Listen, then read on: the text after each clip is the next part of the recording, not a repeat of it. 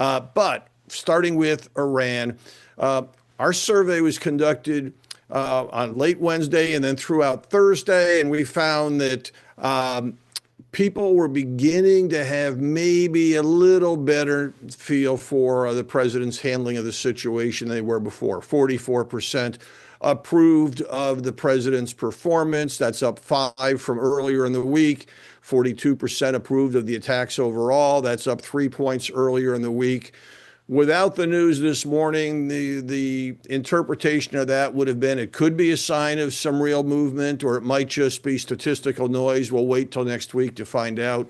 But obviously, what's going to happen this weekend is going to influence those numbers a lot. Important to remember, this has been an issue dominating the news, 36% of voters following it very closely.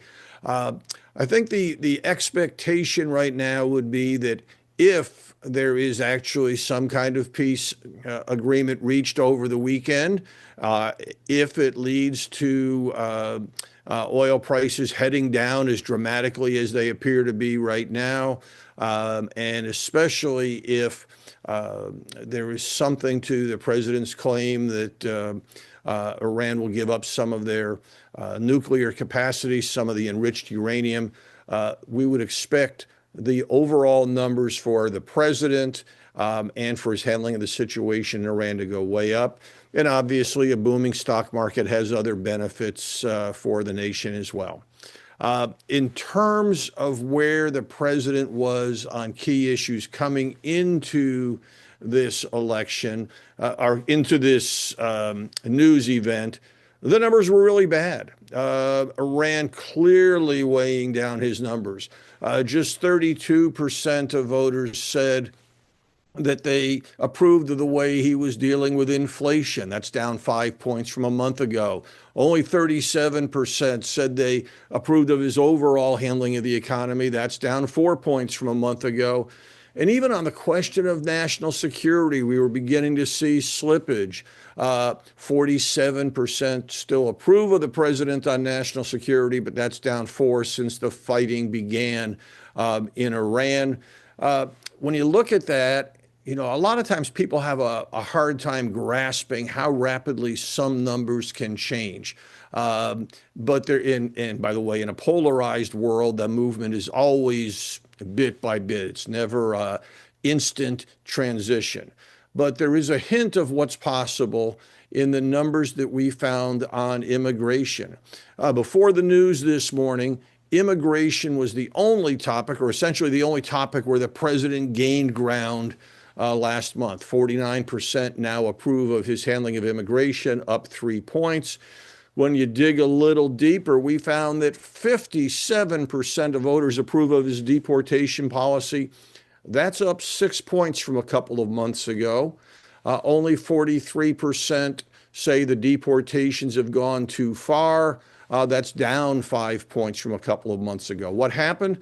Well, a couple of months ago, we had the events in Minneapolis that were dominating the news and were raising lots of questions about deportation policy. We actually reached a point where a plurality of voters said the president's policies had gone too far. Now that that's faded from the news, well, guess what? People are returning to their baseline numbers, their baseline views about immigration. I'm guessing the same thing will happen if there is a successful conclusion. News of Iran will continue to be something that some people are furious about. But by November, if there is a successful conclusion, the president will be able to talk about achieving certain strategic objectives, and it will be a net benefit. I would expect his numbers to improve on just about every issue. Again, the big caveat, what happens this weekend, but the potential for change and creating an environment where the Republicans could certainly keep the Senate and have a shot of keeping the House is quite possible. Now, on a little bit lighter note, the big mission around the moon, for some of us old folks, it wasn't that big a deal. I remember the first time it happened back in December of 1968. 24% of voters were following news of it very closely. That's kind of at the high end of a normal news story, but certainly not the type of interest we've seen in Iran or about the situation in Minneapolis or other hot topics. 3 out of 4 voters say it's important for us to retain space leadership. But even when you come to questions about topics like this, the partisan polarization slips in. When we ask about NASA, 85% of voters have a favorable opinion. Republicans and Democrats alike say nice things. It was nice to celebrate a successful mission. When we ask about SpaceX, Elon Musk's company, well, on that case, we have a huge partisan divide. 3 out of 4 Republicans have a favorable opinion of SpaceX. Only half that number, 39% have a favorable, of Democrats have a favorable opinion. That partisan divide continues on a question about who is going to be first to put a man on Mars. Overall, the numbers, 35% say it'll be NASA, 31% say it'll be SpaceX. Republicans strongly believe it will be SpaceX.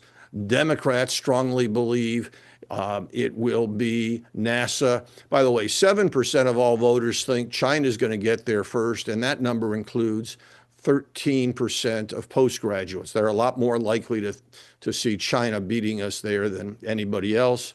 On the question of Pluto, when I was growing up, it was clearly a planet. 3 decades ago, that status was removed.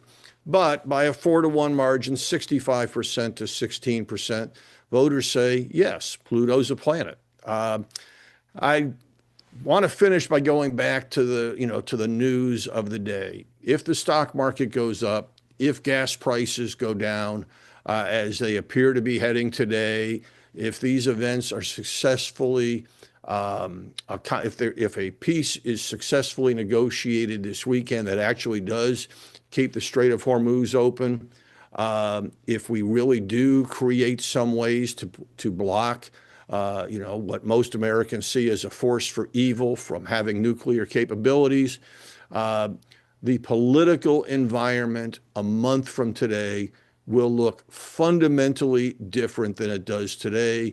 You will start to see a lot more races shifting in a Republican direction.